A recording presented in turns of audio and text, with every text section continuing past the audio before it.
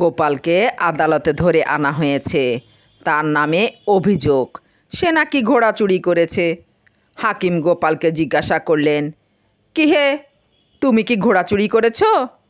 গোপাল, আগে হুজুর, আমি চুরি করিনি। হাকিম, যে ঘোড়াটায় চড়ে তুমি যাচ্ছিলে সেটা তাহলে তোমার?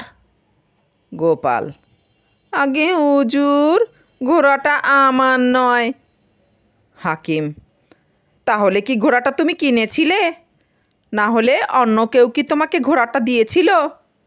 গোপাল, না হুজুর, ঘোড়াটা আমি কিনিও নি, কেউ ওটা আমাকে দেয়ও নি।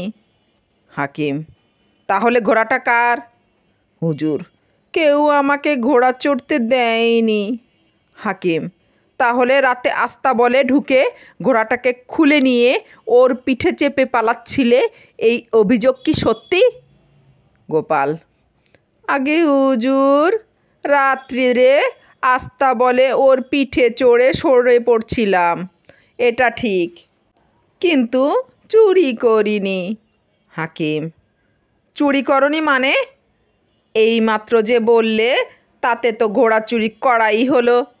গোপাল, আগে হুজুর, তা নয়, আমি নিয়েছি বটে, কিন্তু ঘোড়া চুরি করিনি, কারণ ওটা ঘোড়াই ছিল না, ছিল খচ্চর।